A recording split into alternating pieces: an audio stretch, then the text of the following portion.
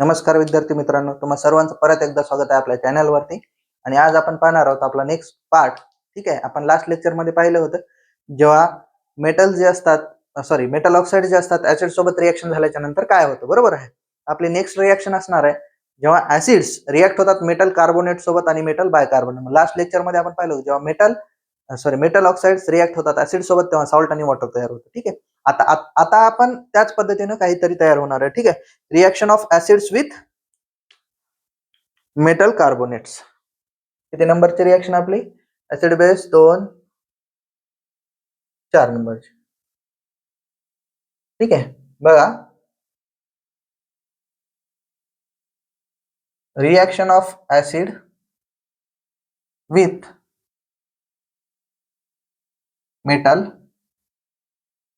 Carbonates. ठीक आहे, आता सगळ्यात पहिले आपण कुठली रिएक्शन पाहतो, काही जरी बघायचं असेल तर ते वर्डचा आधी काय करावं लागतं, त्याला डिकोड करावं लागतं, बरोबर आहे. म्हणजेच आता बघा मेटल कार्बोनेट्स दिलेला आहे. ठीक आहे, आता मेटल्स कार्बोनेट काय असतात ते आधी पाहूया आपण. ठीक आहे, मेटल कार्बोनेट्स बघा असे कंपाऊंड्स. ठीक आहे, ज्याच्यामध्ये आपल्याला CO3 असतो, त्याच्यावर 2 निगेटिव्ह चार्ज असतात. ठीक आहे, याला म्हणतो आपण कार्बोनेट. याच्यासोबत जर एखादा मेटल अटॅच्ड असेल त्याला आपण काय म्हणतो, मेटल कार्बोनेट्स म्हणत असतो, बरोबर आहे. मग इथं बघा, जर मी याच्यासोबत Mg याच्यावर किती असतात, +2 वेळेस असतात आणि CO3 म्हणजे याच्यापासून काय तयार होईल आपल्याला, MgCO3. ठीक आहे, अशा पद्धतीने लिहू आपण. बघा CO3 वर 2 निगेटिव्ह. जर तो मॅग्नेशियम सोबत असेल, याच्यावर 2 चार्ज असतात म्हणजे पॉझिटिव्ह जेवढे आहेत तेवढेच निगेटिव्ह आहेत. ठीक आहे, तर ते स्टेबल होऊन जातं म्हणजेच बॅलन्स होतं. जर Na असेल तर याच्यावर 1 पॉझिटिव्ह, याचा अर्थ Na ला 2 वेळेस घ्यावं लागेल, तर Na2CO3 तयार होईल. ठीक आहे, कॅल्शियम आहे त्याच्यावर पण 2 पॉझिटिव्ह चार्ज असतात म्हणजे डबल घ्यायची काही गरज नाही. CaCO3. Magnesium carbonate, sodium carbonate, calcium carbonate. बघा इथं नाव लिहू आपण, मॅग्नेशियम कार्बोनेट, सोडियम कार्बोनेट आणि कॅल्शियम कार्बोनेट. ठीक आहे, आता हे झाले कार्बोनेट्स.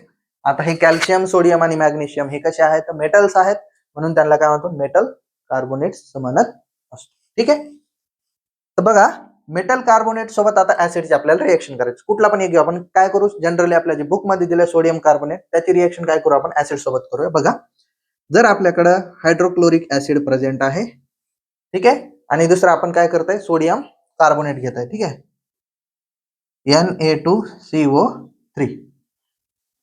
ठीक आहे, आता याच्यामध्ये आपण एक पहिली जनरल रिएक्शन लिहून घेऊया. बघा जनरल रिएक्शन काय असणार आहे, जेव्हा तुमचा ऍसिड आहे त्याची रिएक्शन आहे आपली मेटल कार्बोनेट सोबत.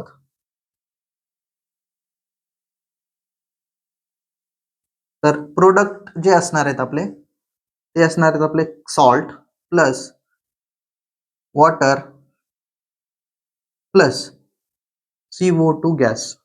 CO2 म्हणजे कार्बन डायऑक्साइड गॅस. ही जनरल रिएक्शन.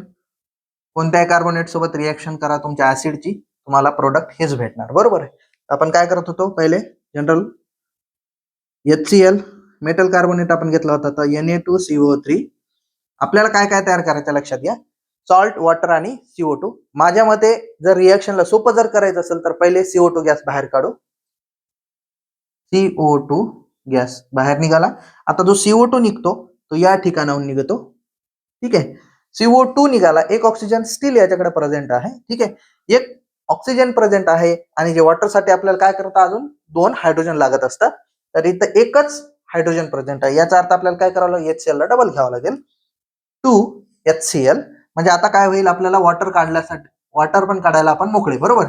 H2O निघाला, CO2 म्हणजे हा जो CO3 होता कार्बोनेट मधला एक ऑक्सिजन वॉटर तयार करतो आणि दुसरा CO2 निघून जातो. ठीक आहे, आपला राहिलं काय आता रिएक्शन मध्ये, बघा मेन इम्पॉर्टंट काय राहिलं, Na2 आणि दुसरं काय राहिलं, 2Cl राहिले. ठीक आहे, त्याच्यापासून आपण सॉल्ट तयार करू शकतो. ठीक आहे, सॉल्ट म्हणजे आपला Cl, पण तो किती वेळेस? 2 वेळेस, कारण 2 सोडियमचे ऍटम्स आहेत आणि 2 Cl मायनस ऍटम्स आहेत. ठीक आहे. अजून एक बघा रिएक्शन HNO3 प्लस Na2CO3. आता काय तयार होईल बघा, सेम टू सेम. पहिले काय करायचं आपण, CO2 गॅस बाहेर काढला प्लस वॉटर बनवलं. वॉटर बनवण्यासाठी आपल्याकडे एकच हायड्रोजन प्रेझेंट होता, पण आपल्याला ह्याला डबल घ्यावं लागलं.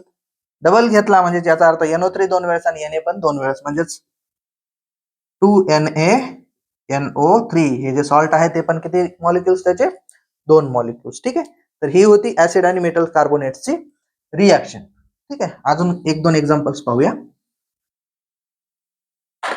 आता चेंज करूया आपण, MgCO3 घेऊया. H2SO4 plus MgCO3. पहिले काय करणार आपण, कार्बन डायऑक्साइड गॅस बाहेर काढणार, दुसरं वॉटर बनवा, लगेच बनवलं. आता सॉल्टची बारी बघा. इथं CO2 मधून CO3 मध्ये काय झालं, CO2 निघाला आणि एक ऑक्सिजन. 2 हायड्रोजन आहेत का इथं? आहेत. डबल करायची गरज नाही. ठीक आहे. तर हे 2 निघाले, मग आपल्याला राहिलं काय, Mg वर किती राहतो चार्ज? +2 आणि SO4 वर राहतो -2. MgSO4 सॉल्ट तयार झाला. ठीक आहे. ऍसिड चेंज करूया बघा.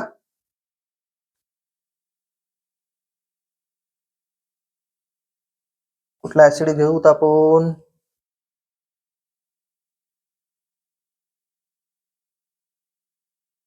Acid acid acid acid acid nitric घेतला, हायड्रोक्लोरिक घेतला. ठीक आहे.